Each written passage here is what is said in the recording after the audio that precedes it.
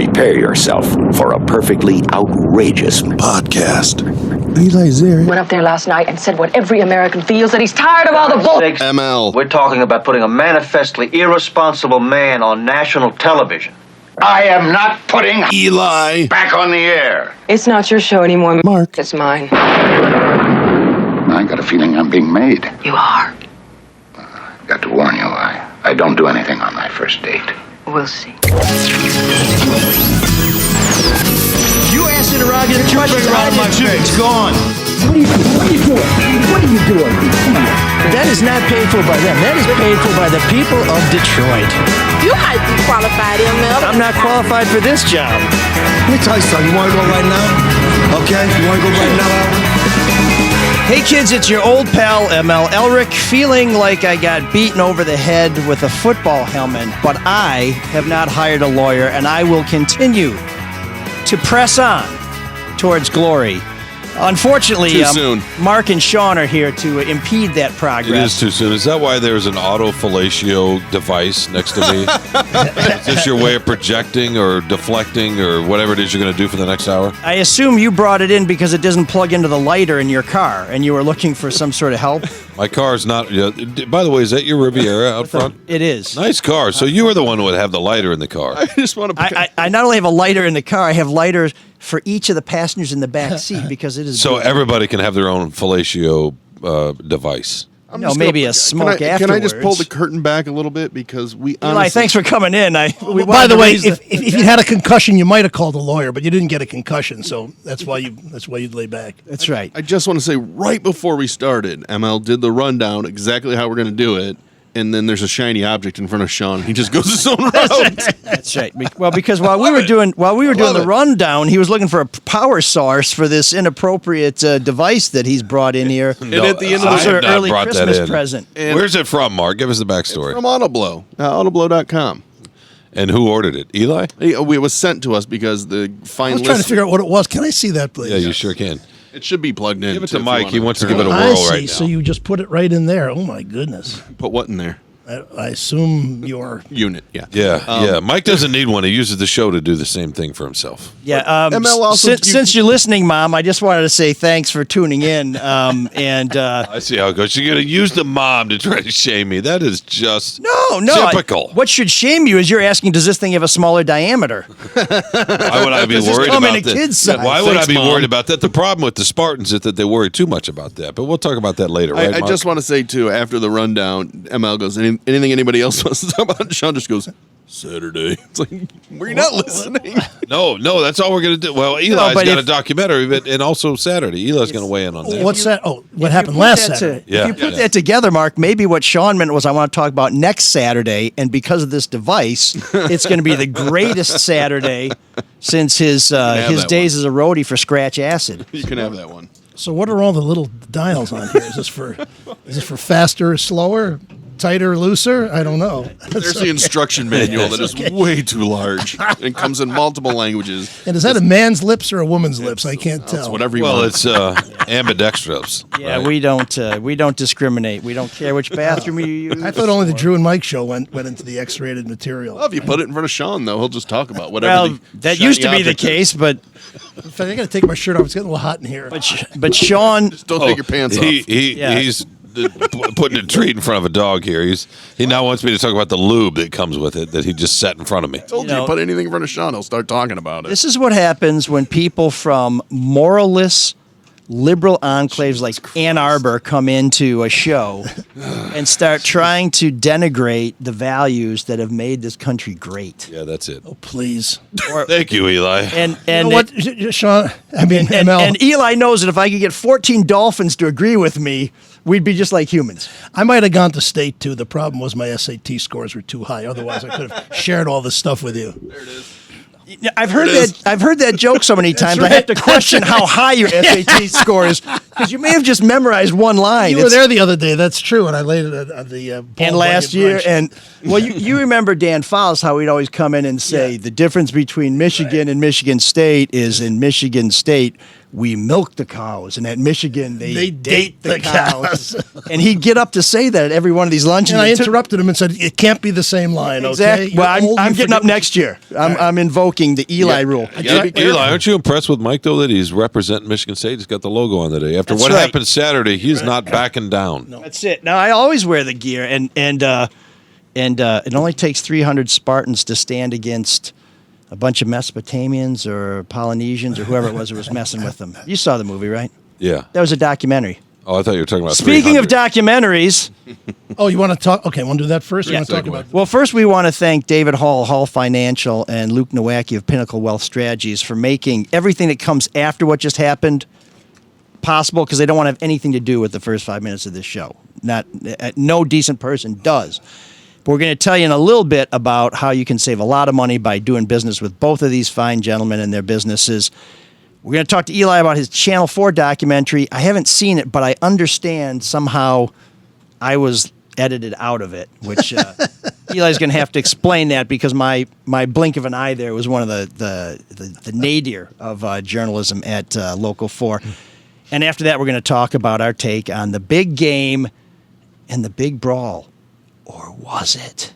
Oh, come on. Come on, man. Okay, so stick around for that. Stick around for that. But first, just so people know, he's already annoying Shawn and I off. Yeah, and I don't think it was a brawl. It was kind of a little sneak attack or something. It was an assault by 4 people. Right now, that's how it stands. It's what some people might call street justice, which doesn't make it legal. But we'll get into that in a minute. But Eli, Eli, who is going to turn this into a subgenre of no filter sports. Which, by the way, I love no filter sports. I wish you guys everyone were still did. doing that.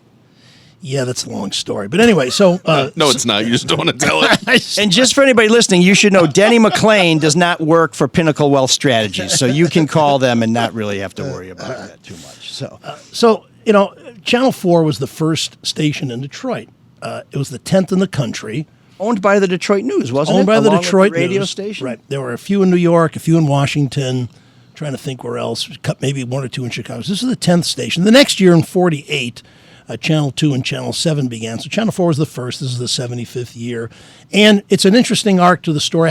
There's so much happens in 75 years at a TV station. Everything from the Roy Rogers show to Milky the Clown, who I didn't grow up here, but apparently there was a clown. There was a clown on Channel 4 in the 60s that everybody who's my age was over 60s. Oh, Milky. So I didn't know about any of this, but I Mike discovered. Clark used to talk about Milky the Clown. I think he was he a scary clown? What a stupid name for a clown anyway, Yeah. because he was sponsored by Twin Pines Dairy. There you go. back then, when TV was new, the major sponsors would really glom on even more so than they do today. So Twin Pines Dairy sponsored Milky the Clown show, and it was all throughout. And today, you ask anybody who's alive, sponsored by Twin Pines. And you'd have Manufacturers Trust, or whatever it was, or Standard Federal sponsored the 11 o'clock news. So anyway, so 75 years, a lot happened. So how do I tell that story? And it's impossible to tell all of it. So what we've done is broken it into 2 parts. And the first part of the story is Channel 4 begins, as you said, owned by the Detroit News.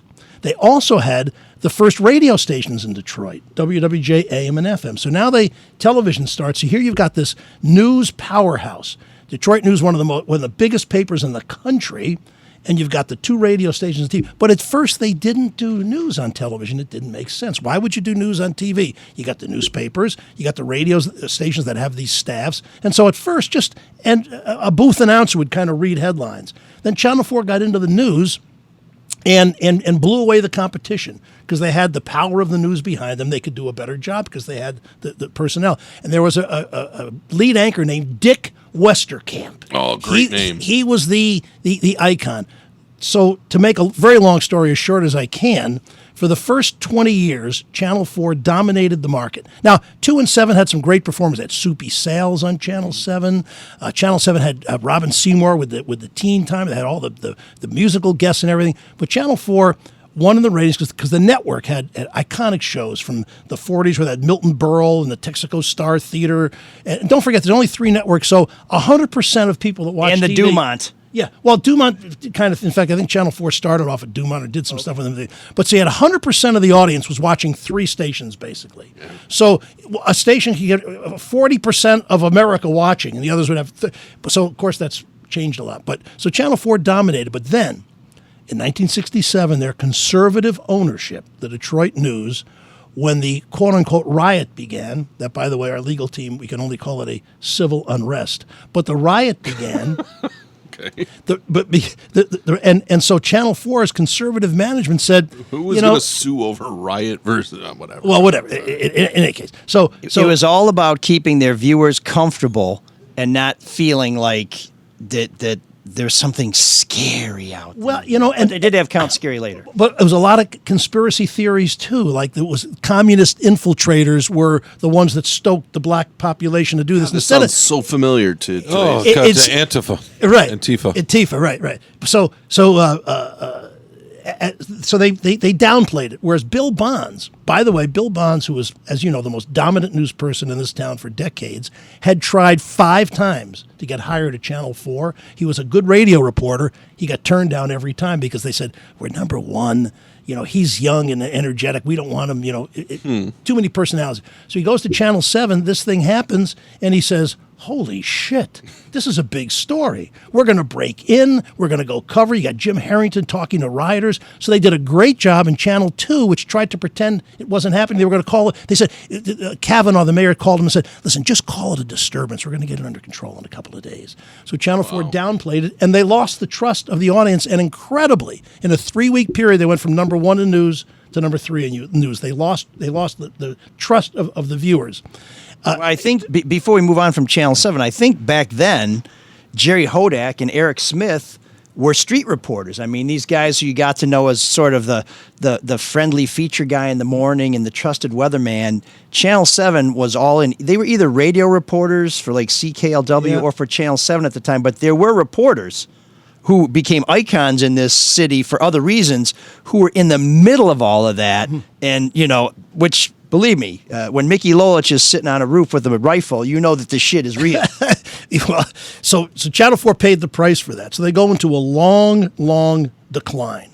And I got a period when Bonds was dominant at Channel 7, although he did go to New York and LA, but they were dominant, where Channel 4 went through 6 lead anchors in a 9-year period. After Western Kent, they brought a guy named Ted Russell. He didn't work. They even brought an actor, a guy named Dean Miller, who was on a show called December Bride. They hired Betty Carrier, who we talked to, who was the first female. But anyway, so Channel 4 is in this long, long slump.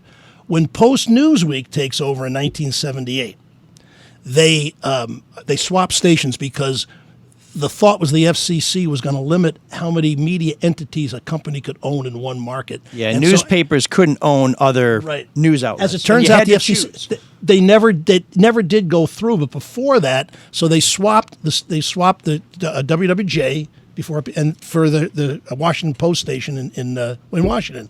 And it was a terrible station at the time. In fact, we have our former news director Bob Warfield says when we took over in '78, the Little Rascals were beating us at the 6 o'clock news ratings. Now, of course, different audience. It's kids, but still, it shows that alfalfa was pretty entertaining. They were getting their asses kicked horribly. And this one, so then from '78 to '85, there was a great turnaround because Post Newsweek came in.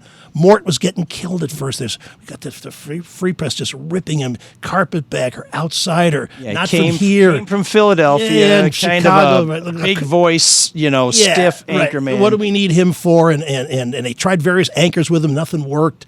But the station, by a series of good luck and good moves, started to turn it around. They created this campaign in 1980 called Go For It, where you see the girl flop over, the high jumper from U of M flops over to the thing. And that seemed to resonate with people. And they got Phoebe Snow, who was a big 70s pop icon, had a special needs child, so she left recording and she was available as a promo. So she sings the song and does it with her haunting voice in a very good. So that helped. And then that wasn't the winner of the contest to sing the theme because that was a big promotion. Then they still do, right? And they're going to do it again. They're beating Go For It to death. I can say that, but because it was successful and it still rings in people's heads. And they haven't had many great ideas since then. But so stick with the winner. So there was that. And they've got the SAT score to prove it. The network was getting killed too. NBC was in a big slump, so they hire Brandon Tartikoff, Oh, He was yeah. only 31 years old. Really? And he starts to get hot. He had some terrible shows. He comes up with Hill Street Blues. That was a groundbreaking show. He comes up with Cheers, Miami Vice, Family Ties with Michael J. Fox. So suddenly they got the Go For It campaign. They got Tartikoff making some decent shows. So these people stick around and live and give Mort Krim a chance. The third thing was... Yeah, because on TV, the lead-in can be huge. Huge. For years, Channel 4 was number one at 5 because they came off of Oprah. Right. They were number one at 11. They're still number one at 11 because of Law & Order and the powerhouse lineup that the network had. And that's changing. Yeah. Because the networks, there's not 3. Like you said, it's fraction. Now there's got to be like 1,000, and that's if you don't count streaming. But they supported what came next. People were too lazy to get up and hit that clicker. Right. And so the third thing, well, actually, something that supported all this is at the end of the 70s, there were 2 huge technological changes that changed television and watching forever. Number one is that you had CNN and cable. They started throwing these broadcast satellites up in the sky. So now you could get footage. The other thing that happened with that was video recording became good enough that now you could send a crew out there with the porta-pack. You had the sound man, and you could actually film at 11 was now a thing because you could actually show something that happened that day. You didn't have to process it and splice it. Right, and throw it into the vat and marinate it, and it would take a day to just... And then it's a pain with the sprockets, and it breaks, and it's just awful. Yeah. So they got the satellites where now you can get enough footage, and you got the videotape recording so you can save stuff. So they come in, they say, wow, we got the Tigers. Let's create the pregame show, which I did. Let's create Final Edition, which Don Shane did. And they stole you from another station, right? You were one of the people they raided. No, I was a radio. I was a hippy dippy sportscaster on WRIF. So you were at 4 before you were at 2 then. Yes, Okay. I left 4 stupidly in 1986, like an idiot. I went to New York and had no concept where my career was or what I'd built here. Everybody who can tries it. Yeah, and it was no one learned your lesson. But it was so The 4 to New York move. You're young and you have delusions of grandeur, but it was a stupid, unresearched move. So I came back to Channel 2 after that. Okay. Now, you've been working on this documentary for a long time. 9 months. You've been pouring your heart and soul. Have you been digging through just tons of archival footage? Has there been a lot? It's hard to find. Years ago, Channel 4 took all of its film. So understand, everything in television was film until 1979. Mm-hmm. But it's hard to find it. It's in long reels. It's sitting. There's no librarian. There's Probably physically breaking apart. Right. So I found some, and we got lucky. We looked at the Fidrich thing beforehand. Somebody was going through old footage at Wayne State where we put all of our film, and they realized that in the middle of 1976, when he was taking over the town and all of baseball, there's a $100 million deficit in Detroit, and Coleman Young laid off 1,600 workers, including 1,000 cops. So there was all this lawlessness, and the gangs and the Coneones and the black killers. I kind of vaguely remember that. They raided an average white band concert at Cobo, with raping women, mugging people, stealing them blind because there weren't enough cops. So you had this contrast of this incredible excitement at Tiger Stadium with this young 21-year-old pitcher who's turning the baseball world upside down. He talks to the ball and manicures the mound, while this other story in the city was that the city was falling apart. So it's hard to find the footage. And now the problem is they started using videotape in 1979 or 80. There's no machines left to look at it. So we got thousands of tapes, and you can't find a 3/4-inch machine, which was the first 10 years. So there's lots of difficulty to find the footage, but we scrounged up what we could, and I think it's pretty good. Well, let's hear from Marc Fidrich, because if you were a kid like I was back then, he took over this town. First of all, it was the bicentennial year, so there was a lot of excitement because America was 200. I was born too. Everyone was thrilled about that. Just let me say, he was an innocent kid, no education, a great guy, not the brightest guy in the world. He was more taken aback by what happened to him than everybody, who was just totally freaked out at how amazing he was. He was a 10th round draft pick, came from nowhere, didn't even make the roster that spring. He makes his debut on May 15th and 2 hits the Indians. Yeah. And he starts winning everything. He's an incredible. The Tigers were terrible, as I recall. Yes. This was probably Ralph Hawk after Billy Martin. They couldn't do anything. So the only thing you had to look forward to was Mark Fidrich taking them out. Right, and he would draw 50,000 people, and the next day there'd be 8,000 there. Most of them drunk in the bleachers. But yeah, it's just an innocent kid, great kid who obviously died too young. Fidrich, who has really captured the imagination of this town. Not only has he proved he is a pretty You have some audio editing to do. It's a new channel. And a great performance last night, Mark, but also with a little color to the game. Is it on purpose, Mark? No, it's just the way I keep my mind in the game. You know, that's just the way I do it. Like other people have their ways of doing things. That's my way of doing it, I guess. But I'm just saying to myself, I got to get this guy. You know, come on, show me how bad you want this guy. You know, something like that, just to get myself pumped up, so I get that guy. You know, where I won't get in a relaxed formation of just throwing the ball. You know. 76. When you think of what was going on in Detroit, that was really a bad year for Detroit. Eli just explained all this. So that's Bill McGraw, colleague of Shawn and mine at the Free Press. Great reporter, great historian. You know, if you're watching us on YouTube, and if you're not, we suggest you subscribe to YouTube channel ML Elric. You can see not only the bird, but you can see the awesome outfit that the reporter is wearing when he interviews him. And the other thing is, and this was one of the things that I always forget about. I don't know if you remember Bob Sykes. Yeah, Psycho. He had more chew in his mouth than any other. He had a baseball size dip in his mouth. He couldn't throw the baseball for shit. But all those guys, including that clip with the bird, no matter what they were doing, talking to you, doing this, they had like a golf ball in their mouth, a tobacco, and you don't see that anymore. But it was ubiquitous. It was. By the way, did anybody else think that he sounded like Tim Robbins in Bull Durham? A little bit. He kind of looked like him with the curly blonde hair, too. You know, yeah. Out of all the people you've covered, because you covered a lot of sports over a lot of years, is he the most interesting character from Detroit, or are there other what other? I think he's got to be the most unique. I mean, his career was so short. Yeah. And the tragedy is, and Lance Parrish and Trammell talk about it, he got a rotator cuff injury. They had no way to treat him back then. Arthroscopic surgery came in like 3 or 4 years later. Today, he would have been fine a couple of months later. Might have had a 20-year career for all you know. But back then, injuries, and Lance Parrish said it was a shame to see his career end that way because they called it tendonitis. They had no idea. The infancy of sports medicine and the stuff they didn't know back then is mind-numbing. But you had fun. Justin talking. Verlander he has was great. Tommy John at 39. He's going to win the Cy Young. He can't win a World Series game, but he's going to win the Cy Young. So you had fun covering him. Did you have fun covering like Rodman? I mean, Rodman's a character. He's different. Well, I was closer to the Tigers, and I think I told you the story. In 77, the spring of 77, I'm in a room at the Holiday Inn Central, this dive where the players stayed all the time. Just probably 10 guys in the room, around the floor, some others, I don't want to mention any names. And the joints are going around, and everybody's getting stoned on their ass.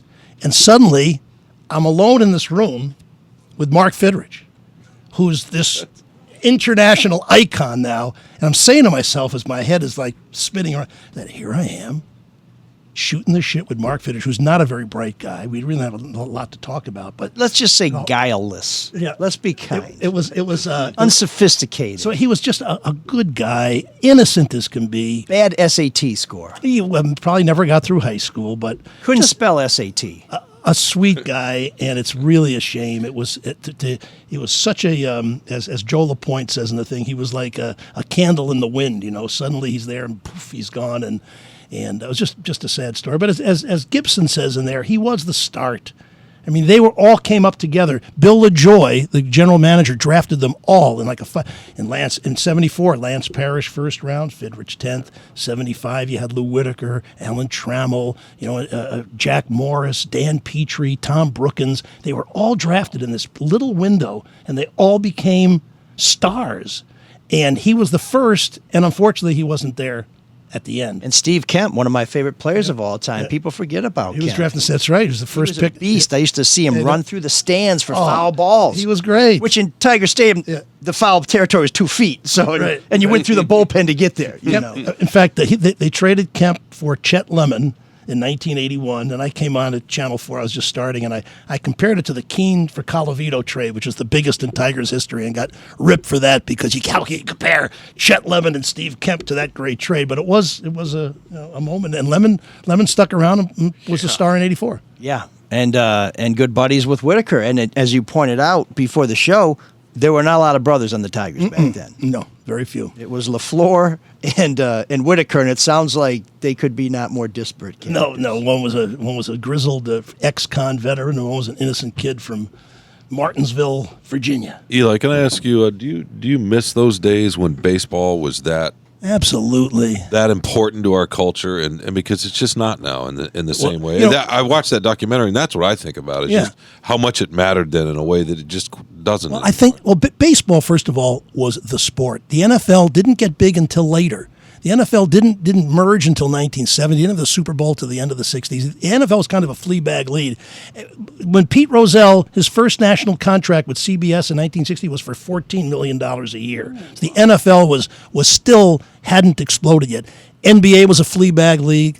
Hockey was great, but only 6 teams. So baseball was what it was. And when we were kids, we all played I don't know how baseball. old you are. The Sandlot. Well, not just that, but it was literary. They had great baseball writers. Ring Lardner. Yeah, well, he goes way back. You're going to but you had the Red Smith and the great columnists and Jim Murray and the guys in Chicago and everything. And so baseball. Bernard Malamud would write about it. Yeah, literature. Right, literature, and there was Norman Mailer, whatever. Baseball was our culture. So It was romantic. It was, and back. And by the way, that Fidrich game, the first one, it was an hour and 57 minutes. Fidrich would stand on the mound, staring into the batter to say, "Hey, come on, let's go, get back in the box." He pitched. And they got the ball back, and he pitched. Again. And so yes, now a 2-hour game is now 3.5 hours. So the game has become somewhat unwatchable.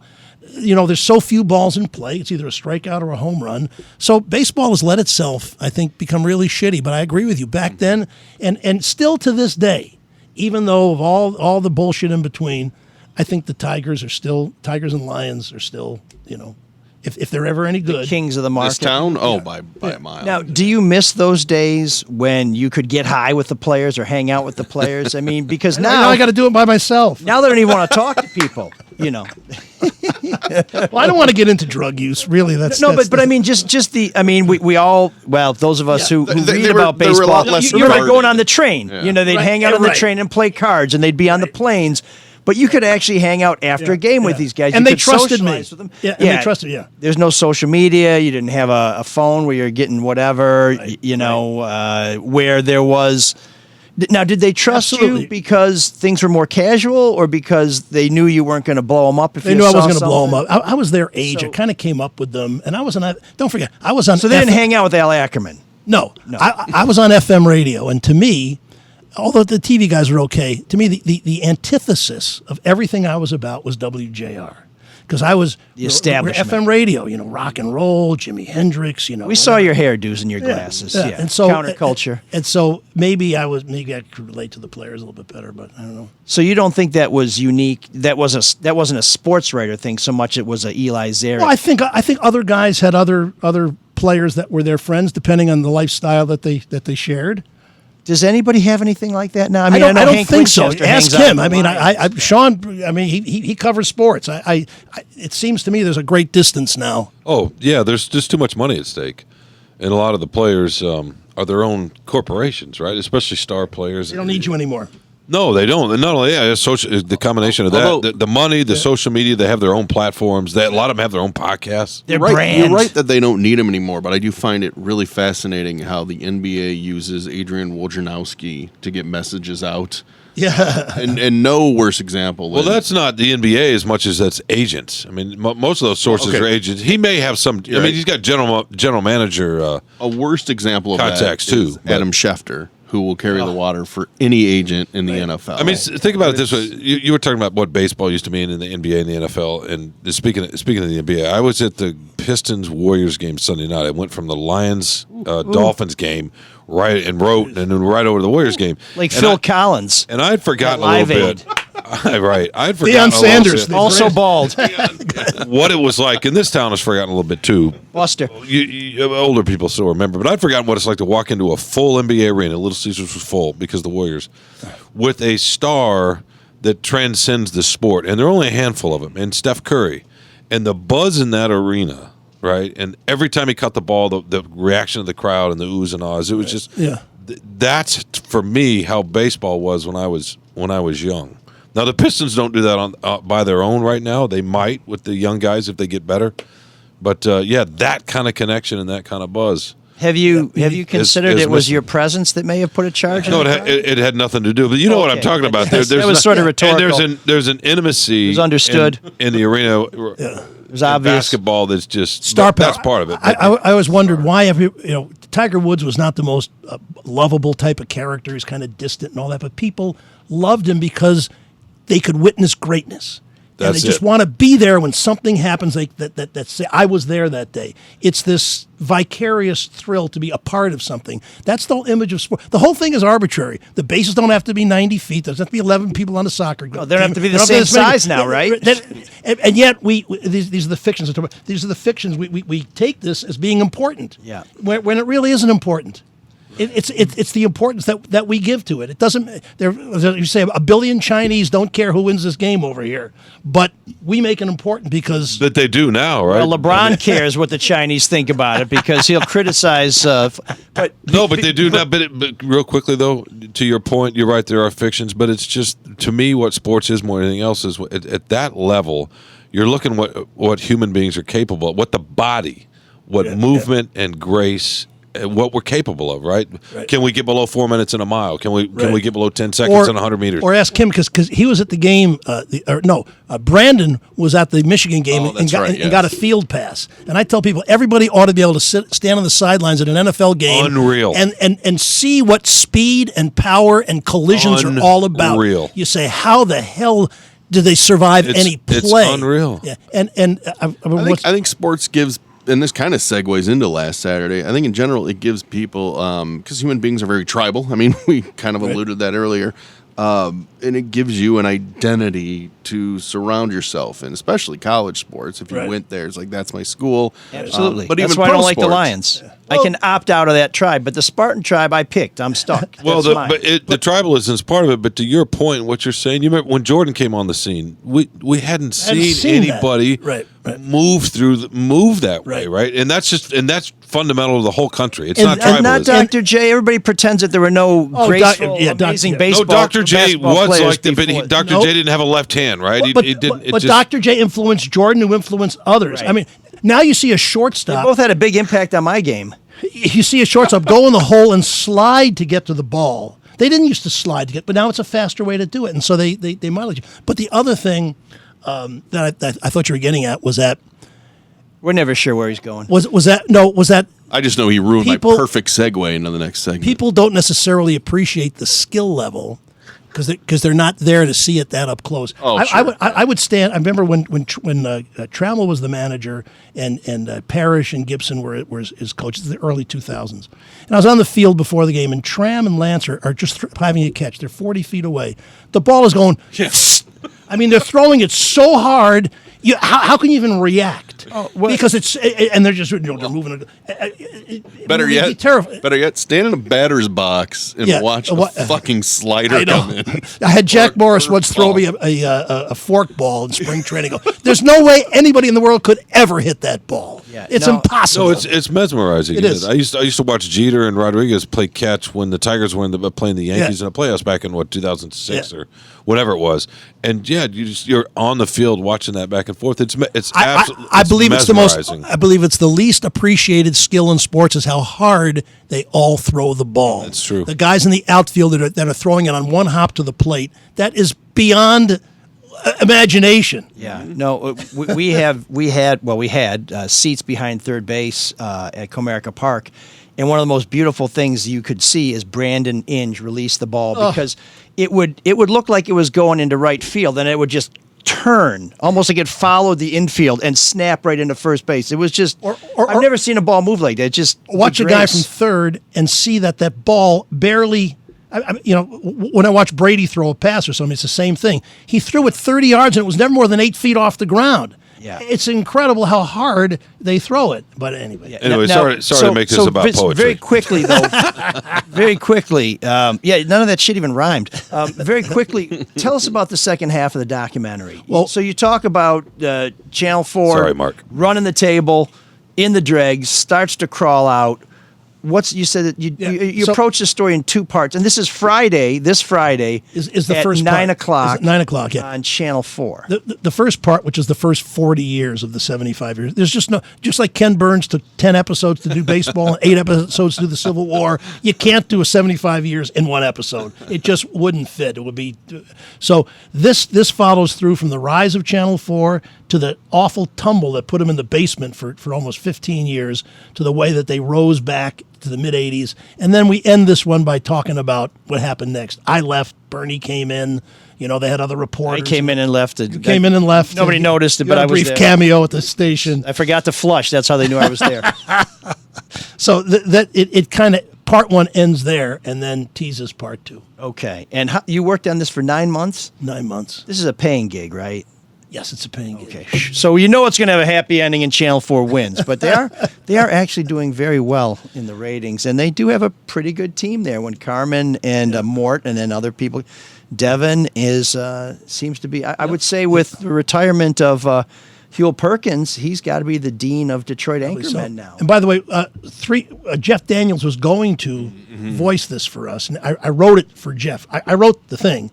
But Jeff couldn't do it through a union thing, a SAG-AFTRA thing. So Dick Purton does the first 30 minutes. What does he know about broadcast? I do the next 30 minutes, and Devin does the last 30 minutes of this. It's actually 100 minutes of content, but it's an hour and a half. It's okay. And again, I was available but did not get a call. But I had you on my list. We just forgot. I'm sorry. E's pretty close to the beginning of the. It's before Z in the alphabet, by the way. When you're looking for voice talent. He does have a very soothing voice, doesn't he? By the way, can we get this auto blow out in front of it? It's Eli and I are having to look at this the whole time. Can we put it back over? It's yours, Mike. What, did you run the batteries down? Hey, Mark, let's talk about something important like saving some money on a mortgage. Oh, yeah. Why is it so heavy? It's a lot of machinery in there, Eli. You know that. That may be the auto blow, but this deal doesn't suck. As I say, if you need some money to buy an auto blow, because they're not terribly cheap. I tried to keep the sponsors away from this.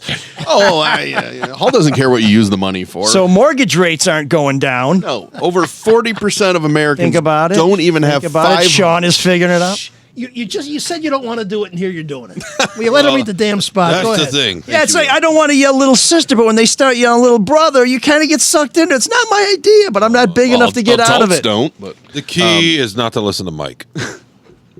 Thank you. Over 40% of Americans don't even have $500 or 2 auto blows in their emergency fund. A lot of people don't realize that you can use the equity in your home and put yourself in a better financial situation. And that's what Hall Financial can do. They have a cash out refinance to help relieve some of that stress that you have with your finances and maybe even help you prepare for the future. So whether you're looking to purchase a new home or refinance your current home, call Hall Financial first, 866-CALL-HALL, or get started by going to our website and click on that little link for special 5-star service that only Hall Financial can provide.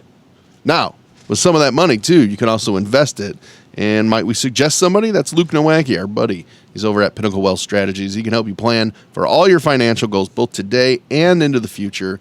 Give Luke a call, 248-663-4748, for a complimentary consultation to see if your plans align with your goals. Because when you call Luke, he won't make it all about Eli. He'll make it all about you, sweetheart. Oh my God, that was terrible.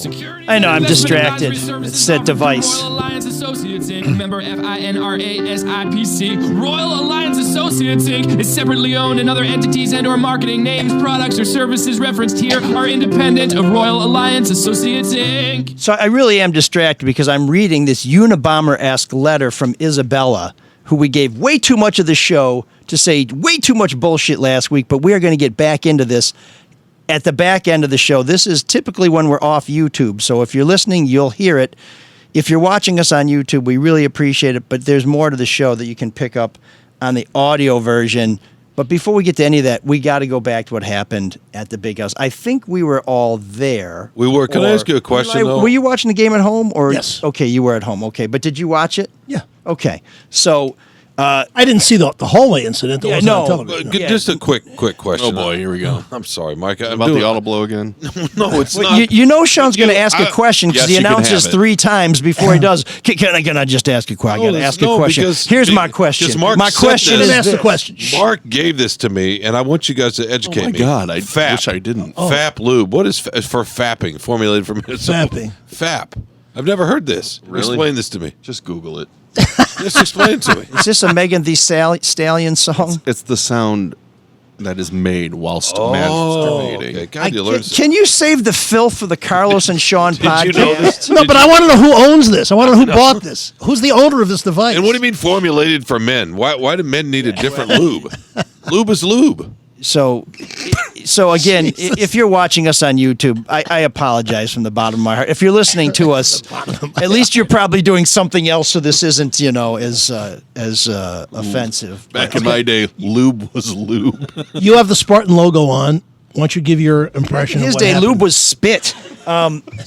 Or sand, because they use sand dollars. Right. He's that old. I thought you wanted to move sand off when we didn't You have seem sand. to be doing what the right does with the insurrection. It was just a little event where people got rowdy. So how do you look at the Spartan event? Oh my God, I can't believe you're asking him. Thank you. Before we get to that, and I will get to it very quickly, but I just want to say that first half, Michigan State looked like a team to be reckoned with. And that second half... They got one player, Keon Coleman. After that, nobody did shit. Well, all those penalties on the first drive was crippling. They were moving the ball, and, of course, they self-immolated.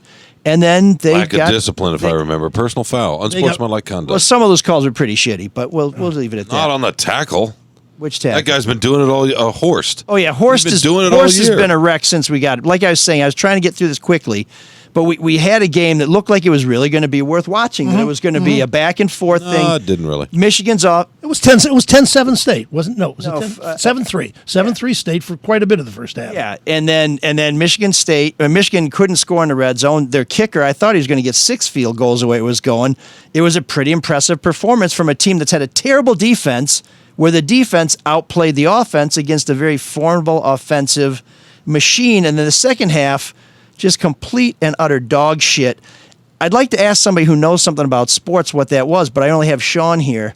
So let's go to the big fight in the tunnel. Well, first of all, because he knows something about being slapped. The real difference in that game was Michigan has a great offensive line and Michigan State doesn't. Yes. And so I don't think Blake Corum would be a star behind the Michigan State line. And I would say I think the Spartans will be okay at some point. They're in a hole right now. I do believe that the $95 million man will recruit well and bring some good players. If he didn't suffer a concussion from that slap to the head, I understand he's hired an attorney. And one of to lose 51-48, at least you're exciting. When you can't score any points or make a first down on 4th and an inch, it discourages your fans. Except for you, it discourages most fans. No, it's discouraging to me too, and that's the thing I ask about is if you can't run the ball and you have 2 basketball players on your football team, how about a jump ball in the end zone? You've got a quarterback who's mobile, who can make things happen.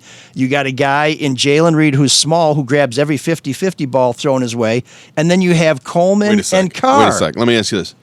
So your problem with the offense was what, play calling? I have a lot of problems with the offense. I'm just saying part of it is, yes, they can't run. I'm just responding. Michigan defense. I'm responding to Eli's really point that we can't run the ball. There's all the empirical evidence supports that. And the one guy who could run the ball, Collins, they wouldn't play. But so I'm saying 4th and 1 at the goal line, if you decide you're not going to kick it, then you got to put it in the air. You got to take a chance with one of these basketball players who can bring the thing down out of the lights. But they ran a delayed counter, which takes too long. Everything about the play was stupid. It's not just an offensive line. The defensive line was the difference too. But we're not really here to. Chris Jenkins was phenomenal. Yeah, they were better on both sides of the ball at the line of scrimmage. It's really not any more complicated. Yeah, I don't think we need to relitigate a blowout anyway. Yeah. So, anyways, just wanted to quickly go over how what seemed to be a really exciting night turned into a debacle. And then after that, it turned into a debacle. How do we get 2 debacles? It wasn't the first debacle. Wasn't a debacle. It was headed that way from the start. You know, What? Coleman made a couple of plays. Now, I know that they give you free food in the press box, but did you watch any of that first half? Yes, they were getting blown off the ball. He made 2 great catches. He made a catch to set up the touchdown, and he stole the ball in a great leap. He's a terrific receiver. And Michigan couldn't get in the end zone. Take away. You're right. You got to give Michigan State's defense some credit for that. We'll give them some credit. A little bit. The second hardest hits Gross gave was during the game. To Eli's, and it helps that hardest Jacob we're after. Slade is Thanks for back paying and Xavier attention. Henderson, their safety. That helps. But to Eli's point, from the start of the game, that offensive line was blowing them off. And you could see that nothing was going to stop that. When you see that to start a football Michigan State's game. defense did, otherwise they would have run the ball in the end zone. They got 1 touchdown. But when They you got 1 watch touchdown, that other than one that was happening, given to them. there's an inevitability about what's coming, and that's Shawn, what Eli's trying to say. let's give it to him. Wait a sec. Spartan looks just fine. The Spartans look just fine. It's just off to a slow start. Okay, they're going to be great. Okay, No, he wants credit for that defense. no, they get They it. were a little better than they have been. He wants credit for that defense giving up 276 rushing yards. So there's your credit. Well, I'll Good just, job. as somebody who actually sits among the hoi polloi, okay, as opposed to you guys behind the glass with your free Coke and your never-ending hot dog buffet. No, I'm talking about Mark scamming Pepsi, Cokes by off the his way. alma mater. You used to I have, think it is Coke. you used to have to buy Coke Well, to they get a cha- football ticket. They charge you You're not $6.99 for a watching. Coke. You got to steal it. Eli, he's not Yeah, but at watching one the game. time- He's looking for cameras to get on TV. At one He's talking time- to his buds. He's flexing in his green Oh, gear. we're- Look at me. I'm Mike Elrick. So we're doing the greatest hits. So at one time you had to buy a 2-liter to get a ticket to the game, but now Mark just gets a pop for free. But what I'm telling you is Michigan fans were uptight after that first half. They were worried because that was not the game they expected. Because of And the so was- score. Were you worried, Mark? This one wasn't. Exactly. Michigan fans worry all the time. I know. My They were college worried roommate, because of the they can have score. 31-0 in the third quarter, and he's not comfortable yet. So The only- They that's weren't irrelevant. worried enough to stay out of the tunnel. The only thing I was perturbed about was kicking field goals. You're right. The goal line defense by Michigan State was very, very good. But other than that, they outscored them 17-7. with They the kicker punted alone. once. Yeah, which they shouldn't have. Once. They should have gone for that. Let's- okay, That would have been more disrespect, though. So let me just say what most people say to make the pain stop. You're right, Shawn. Now let's go to what happened in the tunnel. Right, because that game is over, but the tunnel incident still lives, and we don't know how that's going to end up. And you can separate the two, too. So let me start with a small preamble. Oh, I thought you started decades ago. Oh, that was you and the device that started a while ago. Usually doesn't This'll take be that 10 long. minutes. But I see. They're like a they little, they must have put the AAA little batteries in married there. couple, like nudging each other the whole time. All right, let's go preamble. It's like Bob. Do the preamble. It's like Bob Stop Page with and the Denny similes McClain and get to the point. No without jokes. the great careers beforehand. If he would forget conjunctions and the word like, we'd be fine. Can I ask a question? Can I ask a question? Can I ask a question? Is it part of the preamble? There's S'il three of vous us that... plaît, posez une question. Go ahead, just do it. Okay. There's no excuse for anybody swinging a helmet at anybody ever. That's not debatable.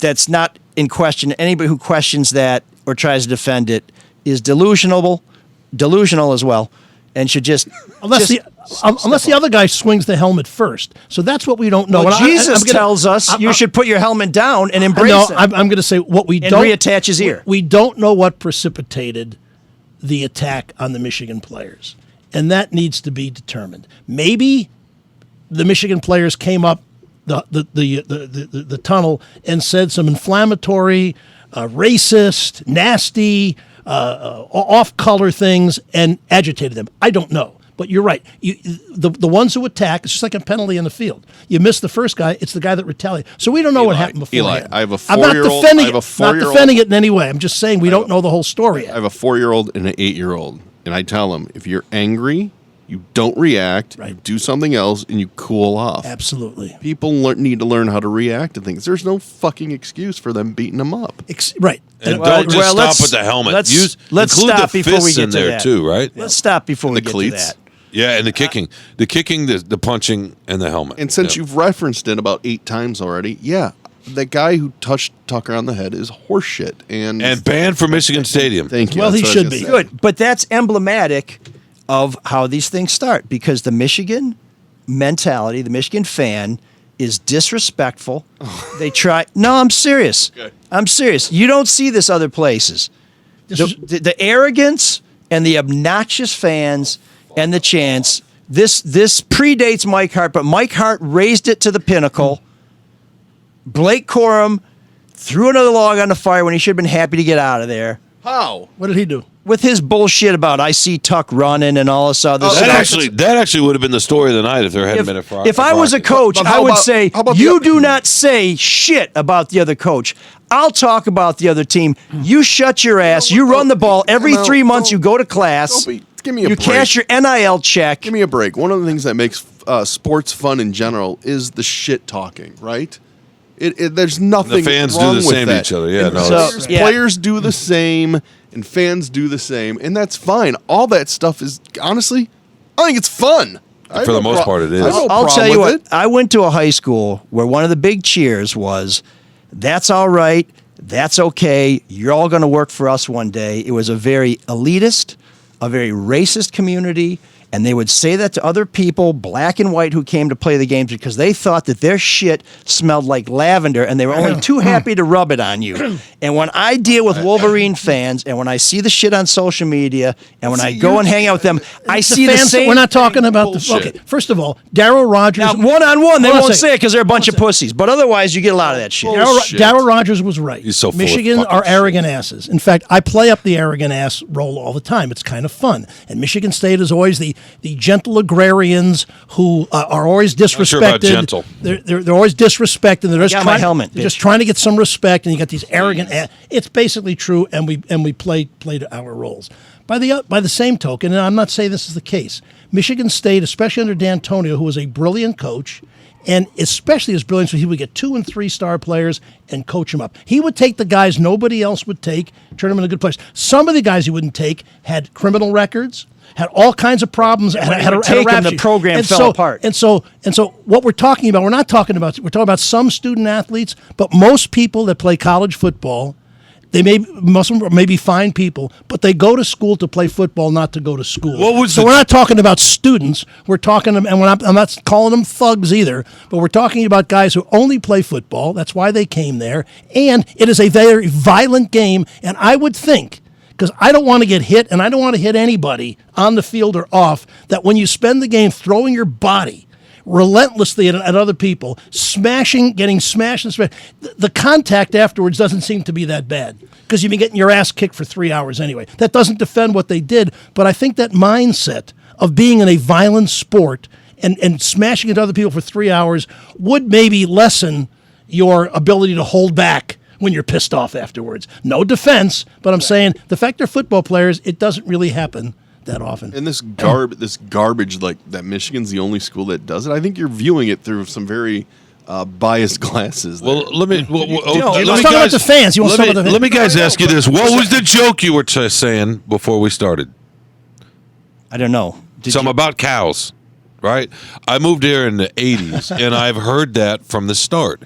So one side looks down on the other side monetarily. The other side looks down on the side physically, right? That's been going on for the almost 40 years that I've been in this state. I've heard it from both sides. It's just a different argument. One's classism and one is arrogance of, oh, you're not as good looking as we are. No, here's the dynamic. Yeah. Here's the dynamic. We say Wolverines are arrogant. Wolverines say we're better than you. That's their counter. I think they made our case. And you say we're better looking than you. You guys were talking. You were joking about that in the studio. No, it's true. It's true. They got better looking girls. I don't know why, but they do. I dated a bunch of Wolverines. We're pretty hot. But I'll just tell you something right now, Mr. Windsor, since you are a journalist, purportedly. If you remember the full joke, I was quoting somebody else, and I said it's a joke somebody else said that they said so often. That you've been hearing all your life. That the rest of us would put our hand on his shoulder and say, sit down, we've had enough of that. You talk about the examples that people So don't put that joke in my mouth, biatch. That was somebody else. That was what's called a direct quote. That's what we call it in journalism. Watch a documentary, learn something. Sorry, that's my Charlie voice. Learn something. You talk about fix the shit and come back. The stuff you get sent to you. You don't think I get shit like that from Spartan fans? What do they say? That you're arrogant?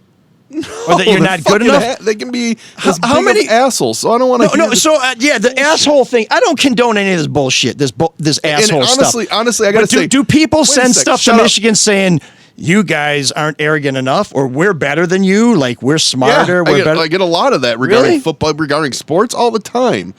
But this is what's pissing me off. Maybe they just mean they're better than you, not It is Wolverines pissing me in off general. that this is the reaction coming from Spartans after what happened in the tunnel.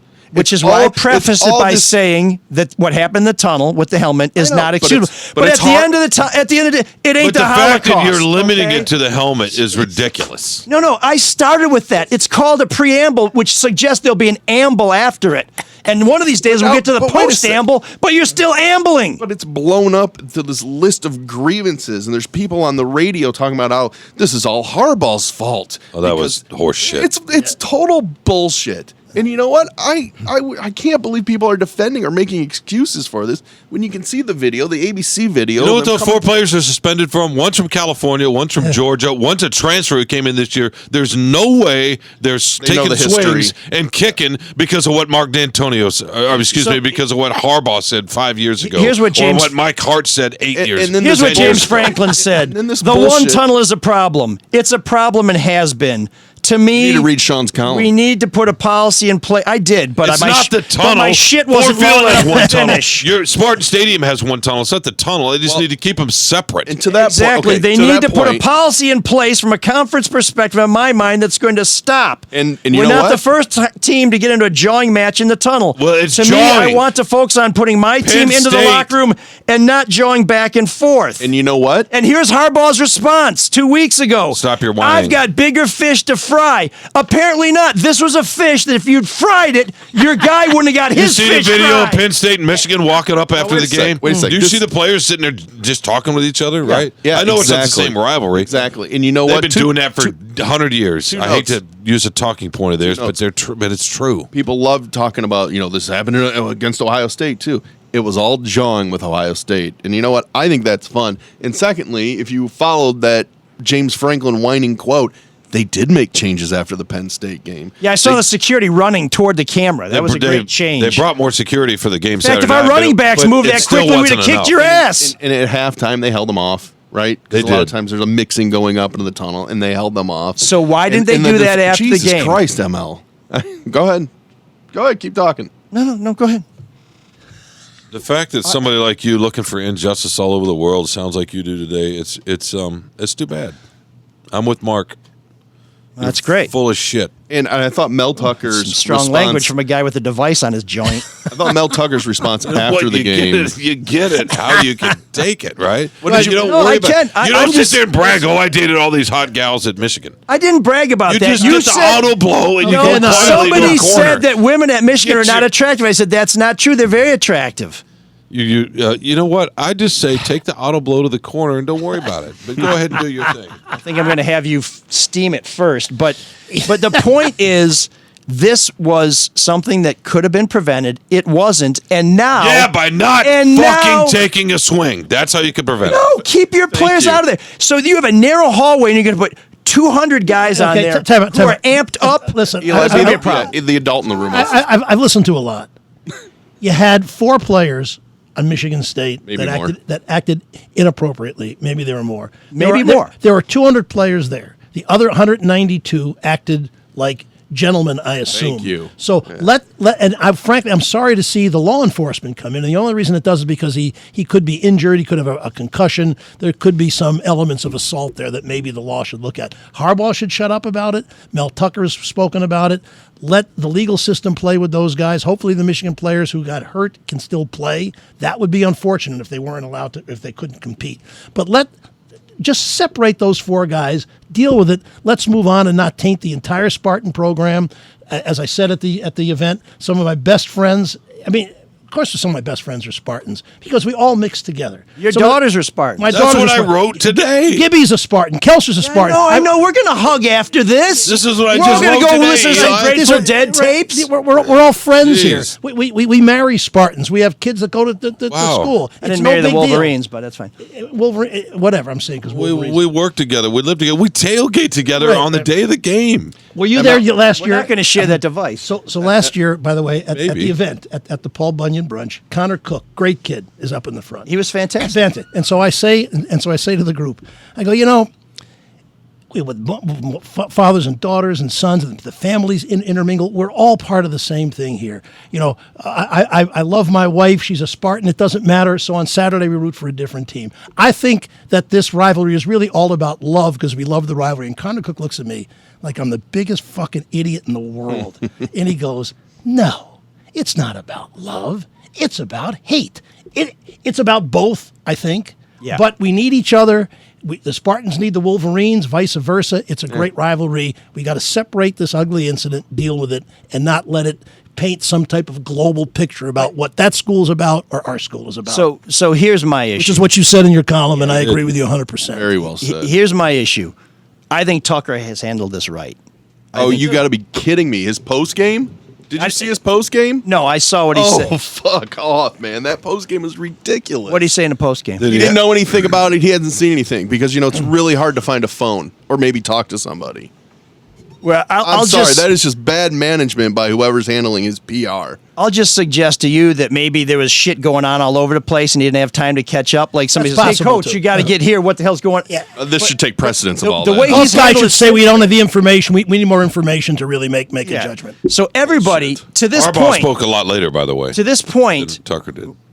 Okay, when the adults are finished, you can jump in. We're gonna I'm have. just We're gonna adding have. adding that fact in. This is Adult Swim. It's only 15 minutes long. By the way, am I one of the adults or am I one of the kids? I'm not sure. You're actually in the senior. You should have known. You're elder. I don't know. You're an elder statesman. You can. I'm ancient. How long after the incident? I get home from my nap very soon. Can I go? Pretty quickly. Went and talked to the team that came in. He spoke quick. Harbaugh always takes a while. Yeah, oh, that's interesting. Well, these are facts, Mike. And you don't need to worry yourself with those. Nobody thought to bring it up to him. So what I was going to give you is some you context. were going to be asked about it. But you're too busy hugging Spartans. I got a Spartan you can hung right here. He doesn't want to hear the end. Oh, that's cute. You're trying to give us context. So what happened is, after the game, everybody's losing their mind. We have to have some time to figure out what happened.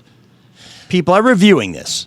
We still need time to figure out. The 4 who were suspended clearly were out of line, and a starter, one of the best players, was suspended. So the Spartans are taking this seriously. It's an indefinite suspension. There may be more. I like the way. That was a comma, but go ahead. I like the way they handled it after the fact. Yeah. I have no problem with that. I think that the way the president has handled it, that's fine. I just thought that's why we fired him. I thought the press conference, though, is ridiculous. And if that's the case, if he really didn't know, you might want to hire some more people to figure out what they're going to ask you about. So I've covered politics for a long time, and when there's a big event like that, did you write about Comic Kilpatrick? I want to finish this. We're going to have the sing along before we get the hell out of here. So just tune up your pipes. Thank you. So here's the deal. When you're in the middle of a firefight and everybody's coming up to you and running up to you with shit and everybody has a question, so you don't have time to say, slow your roll, player. I got to check my phone. I got to look at this video. Now, somebody may pull you aside and say, Coach, we have an issue. We got to do this. We got to talk about this. Either way. So maybe Tucker's mistake after the game was going out and saying, I got to talk about this right. Whereas Harbaugh, for whatever reason, took his time. That may have been the better play for Tucker. I'm only talking about the way they've dealt with it in the 24 hours since then. All right, that's fine. Tucker has taken decisive action that will hurt this team in a game they have to win to remain bowl eligible. He said we're going to cooperate with everybody. Yeah. He's apologized, and he has said we're gonna try and get beyond this, and we're gonna do what we have to do. Harbaugh, on the other hand, is like, this is a criminal matter. We gotta get people prosecuted. Nothing's gonna fix this. It is a criminal matter. Well, he's pissed because he lost some players. You know, I think we've summed this up really nicely. Haven't we? Aren't we kind of going back in circles? But the point is, this ain't the battle of the bulge. This ain't the battle of the bulge. Some Wolverines were somewhere they shouldn't have been, and they got their asses kicked. And if they got their asses kicked with blunt instruments, I can't believe you just said then that. that's a problem. But they should not have been there. I cannot believe you blame just the said victim. that. They have not. Why? No. Because their mere presence, is instigating. It was violence on provoking violence. They should have got the hell out of there. Eli, you probably shouldn't have dressed that way either. He was asking for it. And if you're wearing navy blue when there's a bunch of white guys there, guys wearing white. You're looking for trouble. Okay. And they know that because they've had trouble before. Yeah. Those guys lit the fire. It burned a little too hot. It burned a little too bright. Everybody's going to pay. But the problem is you keep your guys together. You keep your troops together. And why are you not on the field celebrating when you finally beat the Spartans? Why are you not out there with your people singing the fight song in the corner with the students? You have to go take a whiz. Those two guys have done that. He's wearing yellow pants, right? Who knows? Listen, I'm done with my documentary. I worked on it for 9 months, and I got a tea time. I think it just aired, right? It's Friday already. That's right. There's a next week. I got a tea time this afternoon, and I'm gonna bid you guys farewell. Eli, it's great having you. Thank you for letting me promote it. Oh my goodness! Thanks for joining us, Eli, and bringing a little something. You're welcome anytime. The referee here. Channel 4. And now that Friday night, 9 o'clock. Yeah, they deserve the beating, is what Mike is saying. So with that note, we'll wrap it up. A beating. A beating. Not that beating. What a dork. Does him wanting to play with us again mean that he's turning into a geek? Or we're turning into cool guys? Nice talking over the imaging, too. I had to finish my point. It was scintillating. So this week's Geek of the Week is Jim Harbaugh. No, this week's Geek of the Week is Adidas. And not for their long-standing relationship with Donovan Edwards' favorite rapper, but because the Detroit Red Wings have one of the most iconic jerseys in all of hockey, one of the best uniforms in all of sports. And year in and year out, there's an effort made, really just to make more money by selling more merchandise, to come up with a really cool third Red Wings jersey, a reverse retro jersey, something that will make those of us who have the same jersey we've always had say, you know what, I'm going to put down $150 for another jersey. And if I got one, I'd have Windsor on the back, not because of Shawn, but because I'd want to show my respect for the community south of Detroit and to be a little bit ironic. But here's the thing. This jersey sucks. It's the old Detroit Red Wings jersey with the red and white stripes, but now they've added black stripes. You have perhaps the greatest sports marketing company in the world at your disposal to come up with a super cool jersey, and all you come up with is jail pajamas? Come on, Adidas. I haven't even seen it. Where's it at? I want to see it. It was in the Free Press. Oh, balls. It was like one of Shawn's columns, only readable. I was trying to queue it up so we could show people that are watching live, but, you know. We'll add it to our website, mlsoulofdetroit.com, oh, we will? Okay. where you can see a link to the story in the Free Press, where you can see these fine new sweaters, which are not so fine, which is why Adidas, even though they dropped Ye, or Ye, which I thought was a good move, you're our Geek of the Week.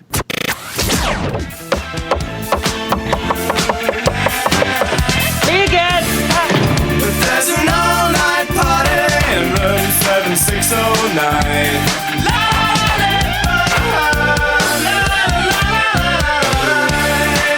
And you can dance together all night if you've got the time.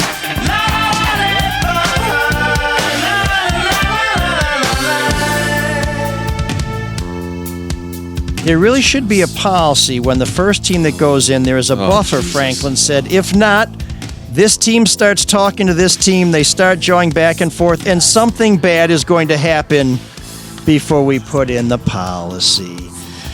Which sounds like I'm just trying to prolong the argument, which I think most reasonable people agree I won. But anyway, I'm with Mark and Shawn, so we're not. There's really not an argument. Just get to the song. And where's Cyrus? So the Cyrus. It's with the audible. Wait a minute. Do you have a question? Can you ask where's Cyrus? Can you have a question? What's the song? So here's what DJ Dan sent me after the game, which I think ties into the whole incident. I think that's what he's trying to do. But it's a little song by Adam Ant called "Beat My Guest."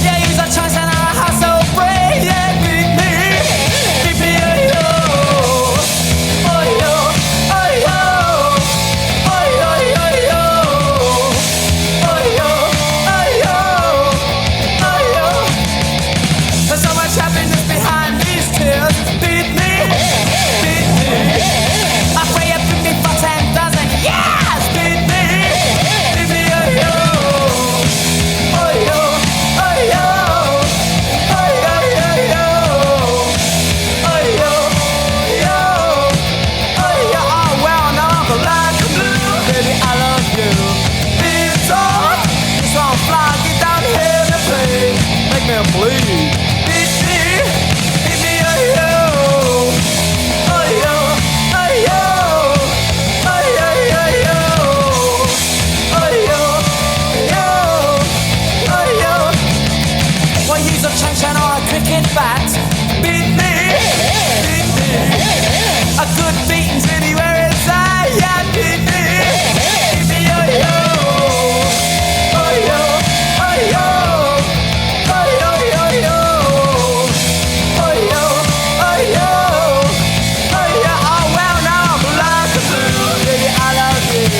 Beat on, just on fly, get down here and bleed. Make me bleed.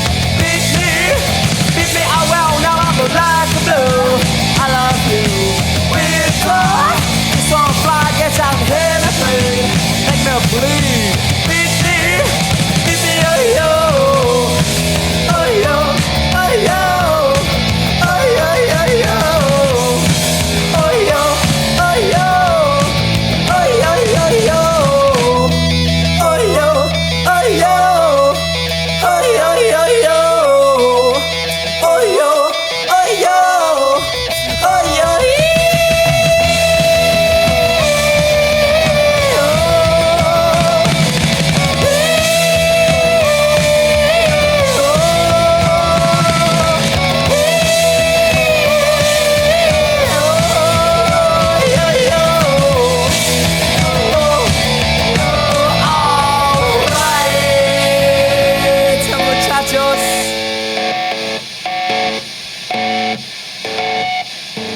I like it. It's a good song.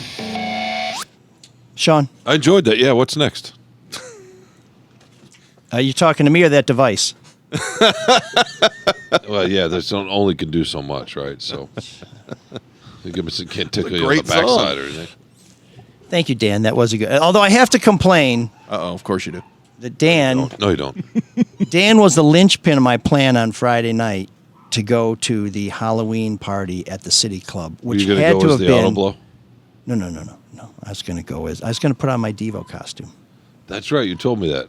Yeah. So that had to have been the most epic Halloween party in the city on Friday night. And Dan, who used to DJ there, wouldn't go because he had a prior engagement. So we ended up going to Cork and Gable in Corktown. If you've never been there, by the way, one of the coolest places in town.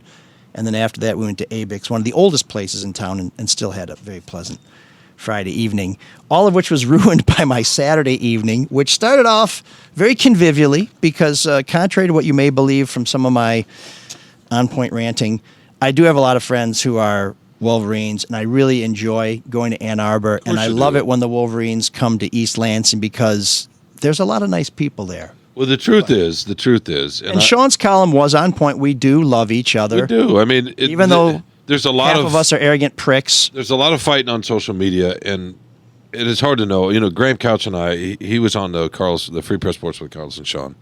That's going to come out Thursday to talk about. Oh, nice plug. Try not to mumble through it next time. He's trying to make the argument that social media is our reality, and we need to pause with the rivalry, and I vehemently disagree with that because if we pause the rivalry, if we miss it, it'll cool down. Like if we can't find our way through this, then what does that say about where we're at? Are we, you know what I mean? Okay, and you're getting to the point that has really driven me nuts about it. This is such a home run to say this is wrong. It's a physical assault.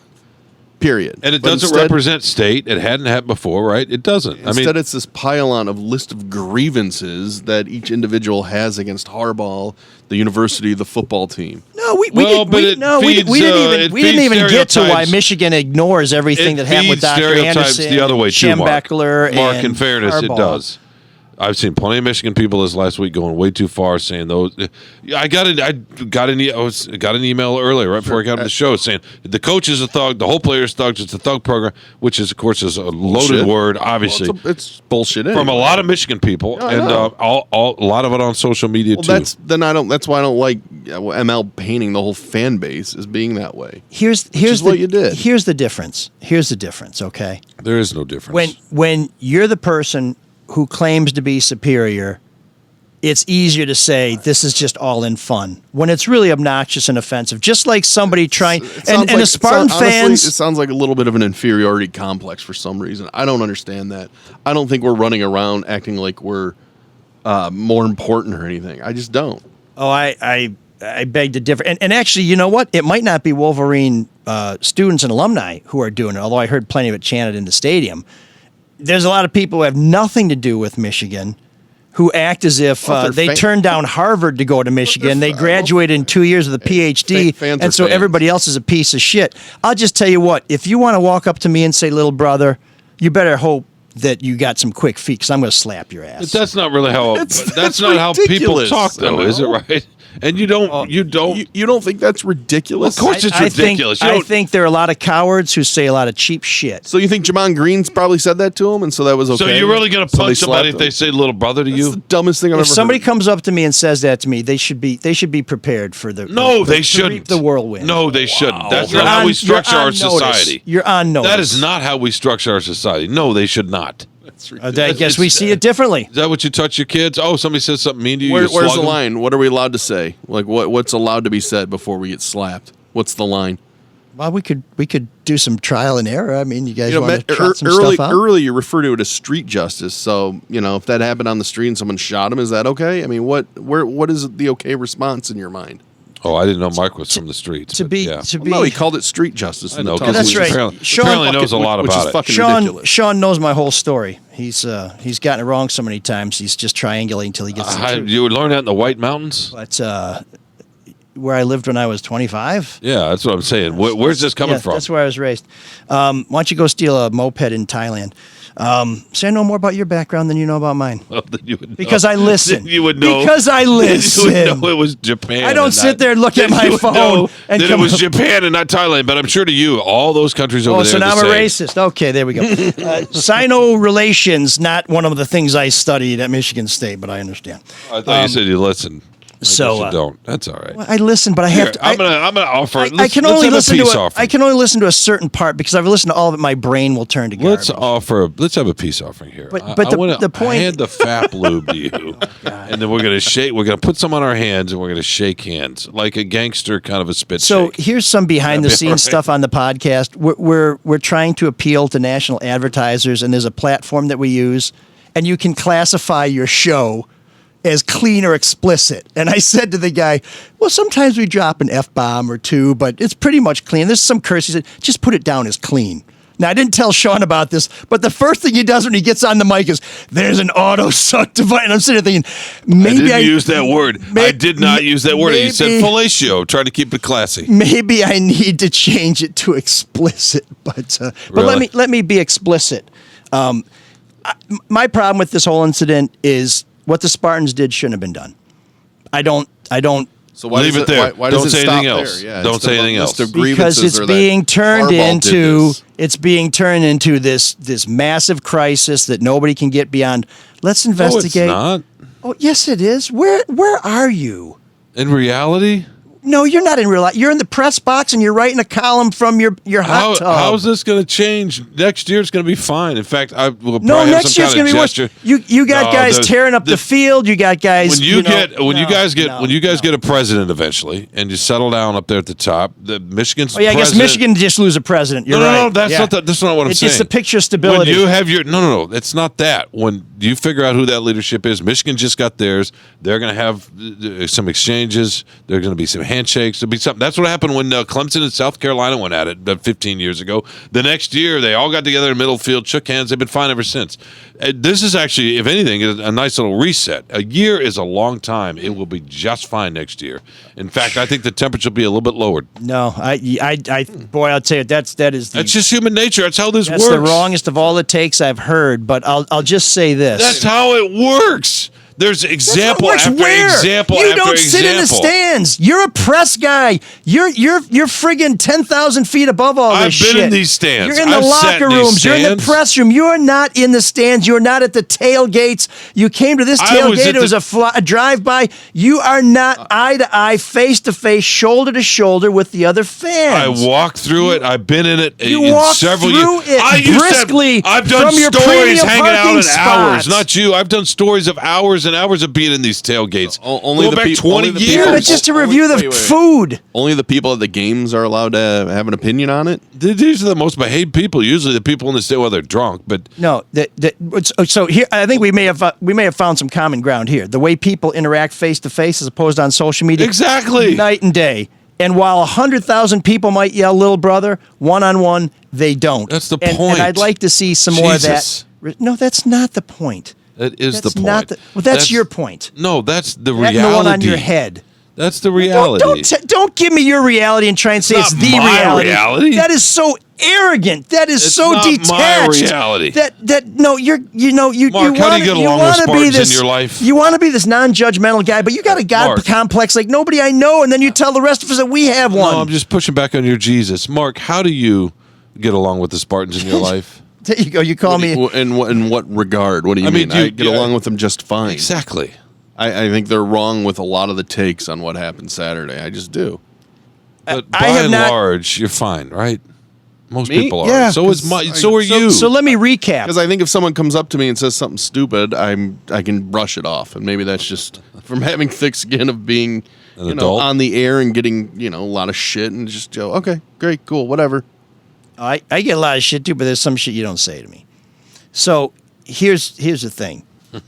Here's the thing. I want to recap my position in case it wasn't clear. We got to find out what happened. The helmet swinging was wrong. This is not the crime of the century. It could have been prevented. That's it. It could have been prevented. It could have been prevented by Michigan State. When a coach as bad as James Franklin can see something coming. Here you go. Here's all the excuses now. No. I'm just saying it could have been justify prevented. it. No, it could have been prevented by the Michigan guys staying away from the Michigan State guys. I know you've played sports, Mark, and I know that you know after a game, when one team is hot, the other team should keep their distance. This erupted on the field, and but I here's disagree with that. I don't Yeah, know. I That's did. fine. When you watch the tunnel video, you can see clearly that Jamon Green is on his side of that tunnel walking to the locker room.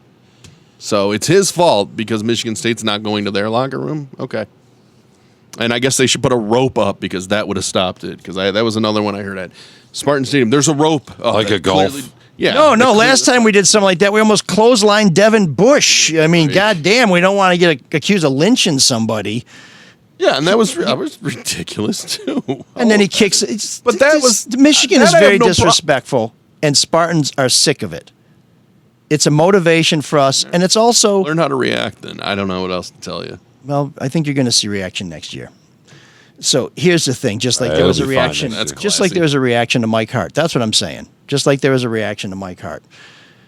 But yeah, sure. There's do it on the something. field. There's a point that I think Mark was trying to bring up earlier that I don't want to lose sight of, which is the animosity between Michigan and Michigan State is not unique to Michigan State. I think Mark was trying to bring that up, and I think I talked over it. But I'm sure there are other schools where the rivalry can be just as volatile and just as vicious. So that is not unique to us. I'll tell you this much, and I think I've said this to you before. The Spartans don't have a rivalry like that with anybody. I have no interest in ever going to another game in East Lansing because of the way I was treated the last 3 times. I will go to Columbus every other year. I have no problem doing it. I'm just saying.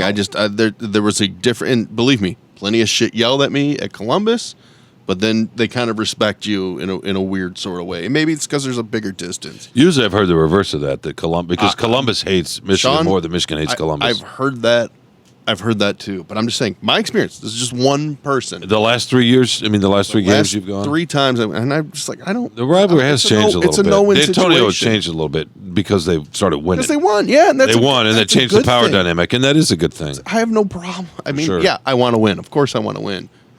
They lost. There was a switch. That's fine. Yeah. But there's all this stuff about disrespect is just so fucking childish. It's not just the helmets; it's the fists. It's the arrogance. It's the elitism. That's the problem. But that's not what those guys were thinking when they're taking swings. Yeah, they're not from here. I'm talking about the bigger picture. Yeah, and I disagree with your point that some guy came from California, so he doesn't understand the rivalry. No, of course he Players understands say the they rivalry. immediately. Of course they understand the rivalry, but they're not worried about Mike Hart. they didn't feel the emotion of that from 12 years ago or whenever it was, 2008. You don't think those guys have been talking about little brother in the locker room? No, of course that they get 2 weeks. That gets passed down, but it's not. That's the other thing. You might not want to put 2 weeks between for both teams. Graham made that point actually on a podcast about and I agree with that completely. And no, I don't have a God complex. I'm just one of the few people in your life that pushes back on yours. See, you think you know somebody? I don't know you. No, you spend 2 hours a week with me, and you think you know what happens. I'm not saying I know you. I just your arrogance is staggering. No, I'm just one of the few people at the Free Press that for 20 years has pushed back on your God complex, and so you're projecting that onto me.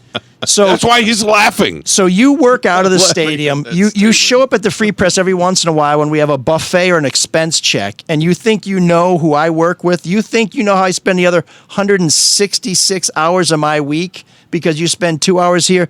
Please, sir. Please. Your presumption. Your presumption is both offensive and ludicrous. And the fact that you think that I don't have some sense of the newsroom I've been a part of for 22 years, that says a lot. That you don't have what? Any sense of the newsroom that I've been a part of for 22 years, that says a lot. I'll just tell you this. Next time you go there, the men's room is the one with the stand-up pissers. Okay, that's where you So just you know. I mean, you're there more often than Mitch Albom, okay? Yeah. So, in fact, he got locked out of the last building. Like, Mitch, we haven't been here for 4 years. Really? Okay. So He's like, I just dropped off a bunch of books. You've taken 30 other jobs, and now you're going to say that I'm the one that's not in the last 20 years, that I'm the one that doesn't know where the bathroom is. Okay. That's rich. I'm not saying that on anything based on the puddle I found. I was feeling good about my buddy. I could pull up. There's the Riviera. I'm like, you know what? I love this about Mike. He's driving this Riviera. That's awesome. And then I come in here and you're excusing fist fighting. You keep mentioning the helmet and not the fists, and it's confusing me. I got no problem with fist fighting. People fight.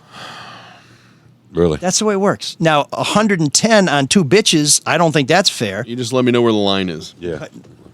What we're allowed to say before you slap somebody or punch somebody. Okay. I'm just telling you this. If you come up to me, and I know there's going to be a problem. I know part of the line is definitely never touch a head, right? Because you were very upset about that. As am I. I don't think that guy should have touched Tucker's head. That comes out of the disrespect. Now the Spartan fans yell F Harbaugh, which I don't like. I think it's stupid. It's obnoxious. It's the students. We shouldn't be doing it. It's fucking harmless. And I don't like it when they yell little sisters, but I don't know that anybody's tried to snatch Harbaugh's hat, and I'm not suggesting anybody should do that. And I'll just tell you this. Anybody who's around me in East Lansing who disrespects a visitor, you got a problem with me too, because you're going to beat them up. I appreciate it. Depends. Is that what you're going to do? Depends. If they come first, then I'll go second. A crowbar in your tailgate there? In your cooler? Were you in the trunk of my car? Next to your little Kings? Were you in the trunk of my car? No, eavesdropping on my conversation with all my colleagues I'm just who were so you. passive? You assume that everybody we work with is a complete milksop if you think nobody pushes No, back. I don't. That's very unkind to our colleagues. No, I don't. You think Jim Schaefer just sits there and just says, yes, boss, yes, sir. He yes, prefers boss, it when I do it, this son of a bitch. Oh, so now he's a coward. He has to hide behind Shawn. He does. Now, there is quite a frontage there, but I still that's an unfair comment, but accurate. Exactly. But that's what Spartans do. They make just physical judgments on people's physical appearance. No, we don't. Moo, right? That was Dan Foulis. I refer you earlier to the way quotations work in journalism. I know you got a degree in this. I'm hoping that you can review it. No, I don't.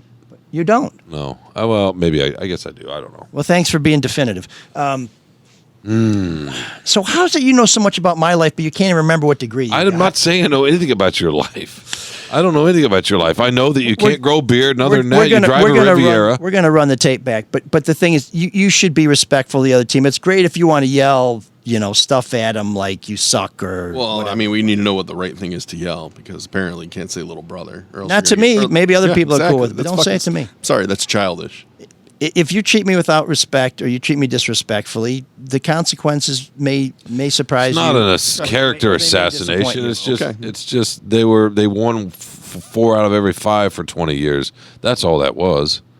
And then when Hart said that, they were into that 20-year run, more or less, right? And it flipped. Yeah. Now, and then Spartans won, 10 of 14? And honestly, the next 14? I didn't like it, but that was good for the rivalry. It was great for the rivalry, yeah. Look, and this is a point I made. One more point. Let's just do some of the. Let me make one more point. This is my last point. It's all Harbaugh's fault. No. For those who think the rivalry has gotten whatever, a year ago, it had the rivalry had probably the best game in the last 20 years. And a just jam-packed, not just stadium, at Spartan Stadium. You were up there, right, Mike? No, I was campaigning. Okay. Sorry. The whole... In Grosse Pointe.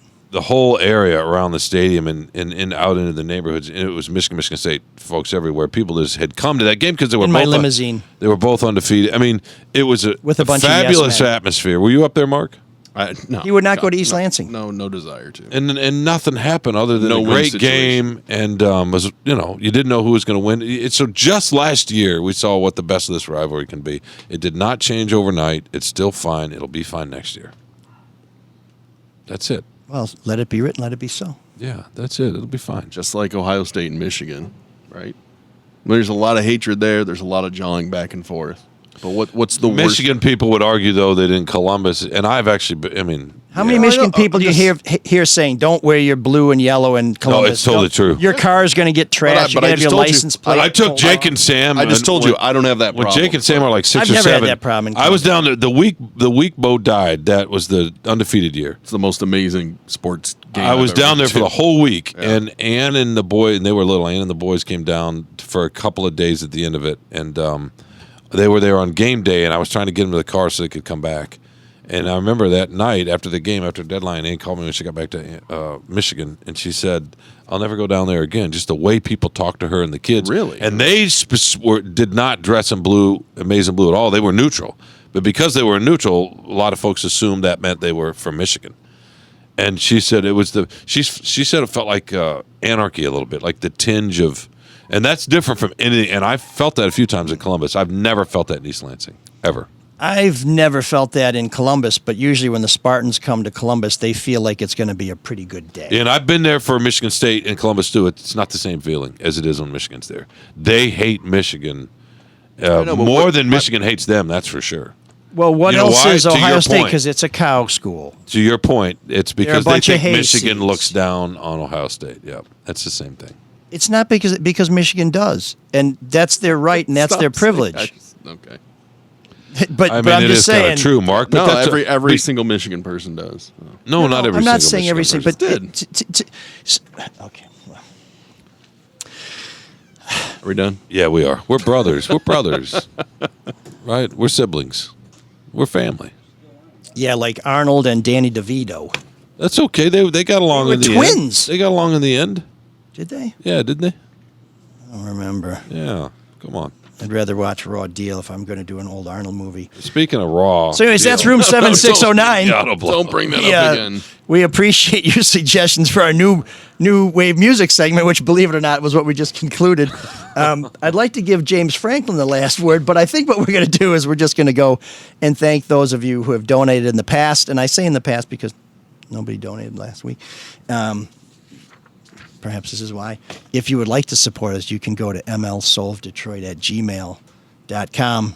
Just click on the donate tab, and I will share it with my big brother. And we have some correspondence. Mark, would you care to? No, I don't want to read it. You don't want to read this? I want to be done with this show for the first time. It's time to. I'll read it. Frank wrote in. Assuming the trio discusses the Big House brouhaha, is it true most of the Michigan State pretty players, bold assumption.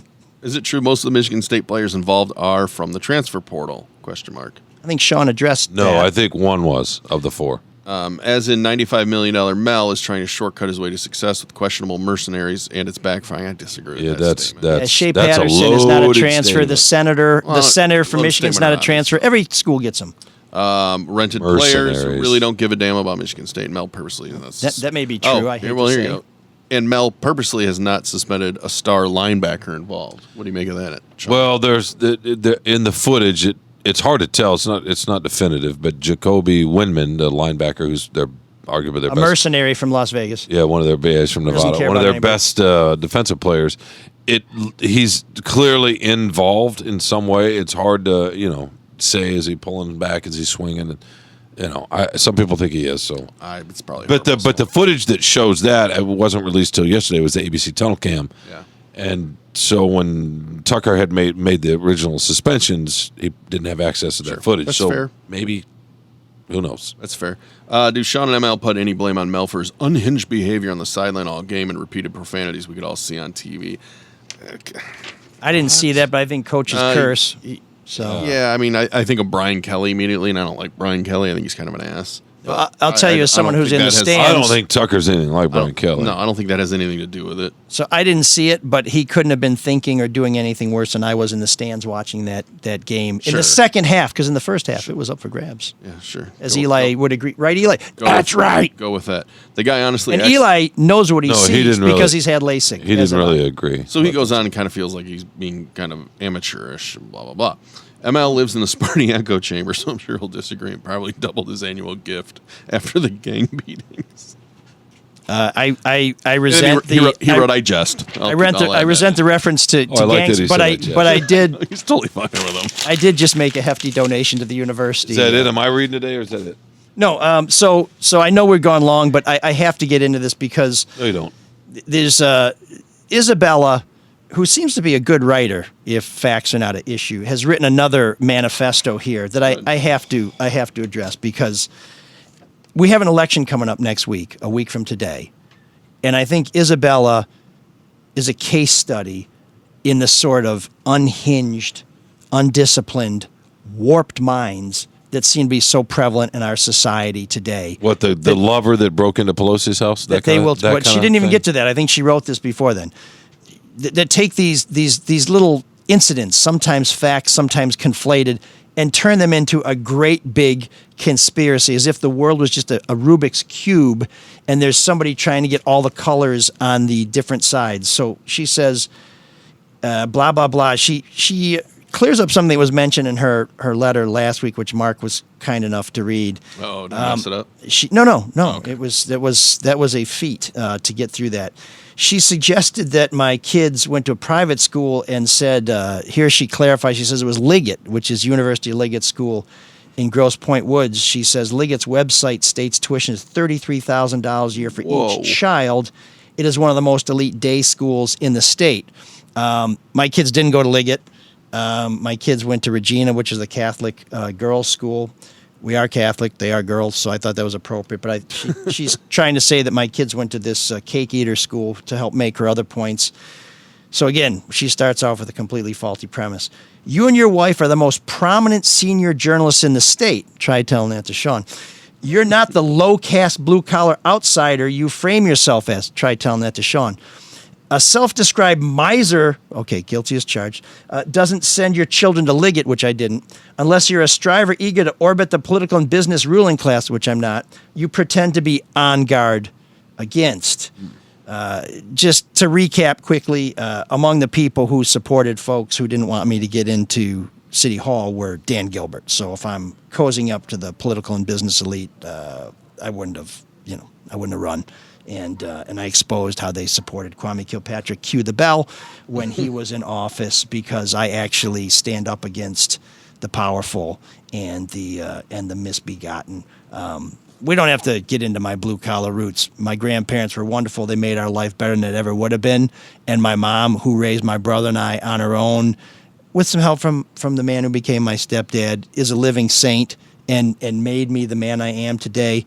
But we've always fought for the little guy because we've been the little guy. So you can take what you will out of that. Now here's where it gets really crazy. You made a random house call for Duggan to smear Bob Carmack on a Tuesday, which means I covered Carmack's press conference on a Monday and wrote about it for Tuesday, in which I believe I called it one of the most misbegotten criminal prosecutions in recent memory, and said that Bob Carmack is going to continue to challenge the mayor, so I don't know how that makes me a toady for the mayor. How would you like it if a political power tried to destroy your reputation, your career, and bankrupted you with attorney fees for 4 years on fake charges? Well, that's a reference to the mayor supposedly dictating these criminal charges. Well, I can tell you what it's like to have a powerful politician try and destroy your reputation and your career. The powerful politician was Kwame Kilpatrick, and the way he tried to destroy my career was try to get me fired from Channel 4, which eventually did end up happening. So I know what it's like. Now, Bob's not bankrupt. He still drives around in a Corvette and provides for his family and does very well. So I think we need to get that fact straight, too. And I'll just reiterate, just to try and keep things on a factual tip, that nobody's done more stories about Bob Carmack and his fight with Duggan than I have, including exposing how Duggan tried to strike a deal to keep some information he thought Carmack had buried. Now, of course, Carmack played some games, so he didn't really have it, but Duggan thought he did. We exposed that. Now it's all about how the business elite tried to get Kwame Kilpatrick taken out. Let me tell you something about Kwame Kilpatrick. No Detroit mayor has been more subservient to white, rich CEOs than Kwame Kilpatrick. And if you want to contact me later, we'll discuss that. But you can check his campaign finance reports and everything that's been reported. Business elites are still weaponizing the same newsrooms. Well, let me tell you, no newsroom has challenged Dan Gilbert more than the Detroit Free Press. And if you're wondering whether that's courageous, it just kind of is. But the other thing you should know is he's our landlord. So we're willing to shit where we eat if that's what the truth requires. So the Free Press is on guard, and it does continue to be at the vanguard of comforting the afflicted and afflicting the comfortable. Duggan is just as big a crime boss as KK. Okay, well, we've had 13 years, or no, we're going on 12 years of Duggan. By the time he's done, no evidence has come out that he's a criminal. If you got it, let's have it. I'll report it. But I've looked, and I haven't found any. Maybe I've missed it, but nobody else has found it either. So let's try and stick to the facts. You might not like somebody, but you got to keep some facts in it. Now there's a bunch of cockamamie conspiratorial crap about how the prosecutor in Flint has been ineffective in trying to solve the homicide problem there and criticizing him for lending a lawyer to spend 4 years prosecuting Bob Carmack. That last point is defensible. Why Genesee County thought this was a good case and why they devoted one of their top prosecutors to come to Detroit to try and put Bob Carmack in prison is one of the questions I still don't have answers to, but I will continue to try and get those answers. And when I have them, I'll report them. I won't just make up shit that makes me feel better because I'm a ranting little psychopath. I'm not saying Isabella is. I'm just saying that she certainly resembles one. Now there's Nessel smearing DePerno and trying to get him locked up. Well, he's being investigated because he tampered with voting machines, which he's admitted to, which is illegal. Numerous times, yeah. So again, I'm sorry, but that's the truth. Correct me if I'm wrong. Well, I think I've been correcting you a lot, but we're getting near the end. Speaking of Flint and their water crisis, how about water crisis, civil and criminal sides? Judge Joe Fair of Genesee County getting banned by your alma mater for being a sexual predator he is allowed to quietly step down after his reelection next month. Well, we've discussed on this show why the way he's allowed to ease out is wrong, but now you're trying to say a creepy judge is a bad guy because the water in Flint was poisoned and because he went to Michigan State. The reason we're going through this exercise is so you can follow the pathways of a twisted mind. This is kind of tedious, but it's instructive, I hope. Not a peep in any statewide outlet about Judge Fair. Well, actually, it was the media that broke the story and has written about it extensively, including the Detroit Free Press. So again, we do have to let the facts get in the way of this a little bit. Blah, blah, blah, blah, blah. So now she says that the media, or me in particular, have denigrated Bob Carmack. Let me tell you how she describes Bob Carmack. Have they denigrated him, really? The media has? No, I think she's saying that I continually piss on Bob Carmack. I think I said he was rough around the edges. I think Bob would tell you that. Bob will tell you that. I grew up on Michigan Avenue Auto Shop. I'm a D's and Do's type of guy. She refers to Carmack as some functionally illiterate Corvette driving auto shop owner. So I think maybe the one denigrating Bob is you, not me. It is sad that a supposedly devout Catholic man like you spins, deflects, and endorses this conduct by power-drunk psychopaths in government. Well, I was never confirmed. I wouldn't say that I'm devout, but I do go to church, and I do find the lessons that I get there more valuable. You better be careful. Sean's about to use the auto blow now. Than the lessons that we deliver here. But yeah. So anyway, don't feed the trolls. Well, no. This is the kind of thinking that's out there. Or Sean.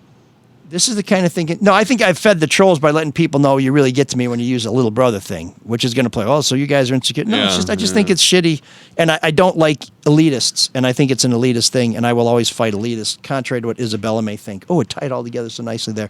But this is the kind so we're done with that? This is the kind of thinking. No, you guys can get back to talking about the Lions because apparently you're going to break some new ground on the podcast that they blow and not with a device. Well, they made a terrible trade today, but that's different. Oh, who'd they trade? Hawkinson. T.J. Hawkinson. Oh, Why? What was he doing? He's a good player, and they're just an all-pro. Getting picks for the future. Yeah, but not many picks. Second, third round, yeah.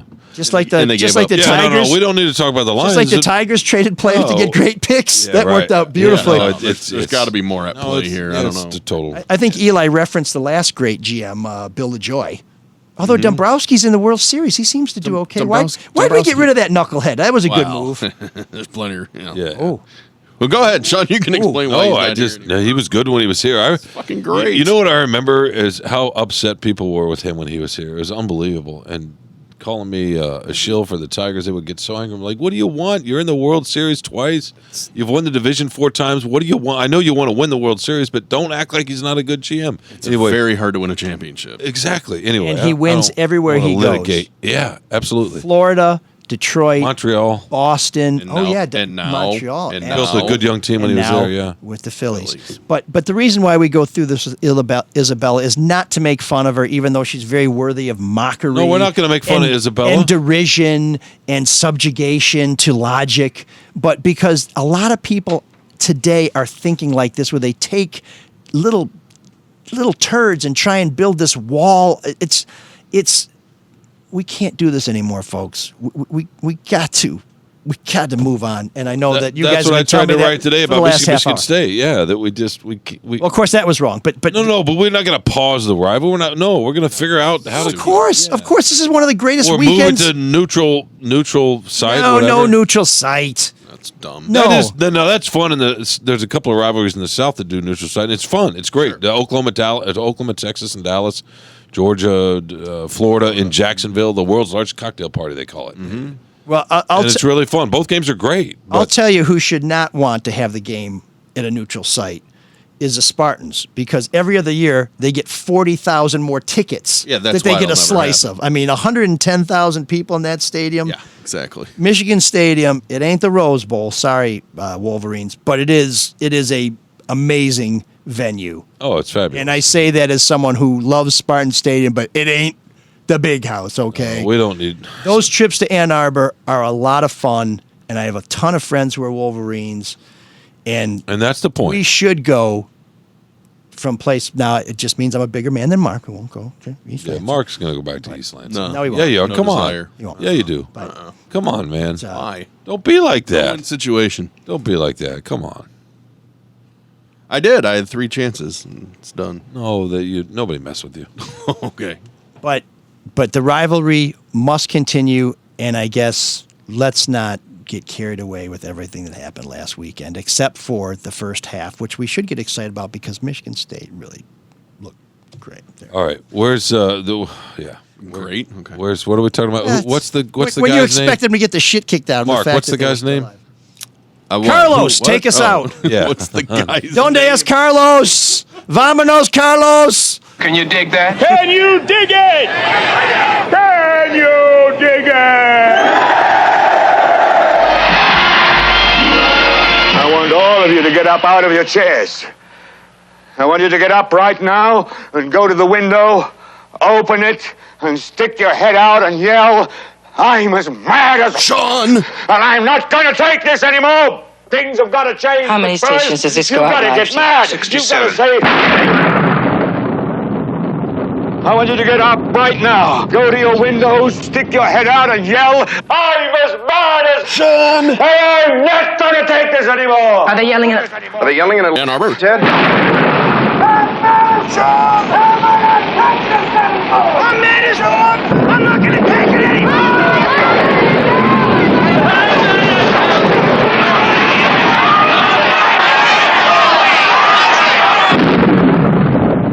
The Soul of Detroit.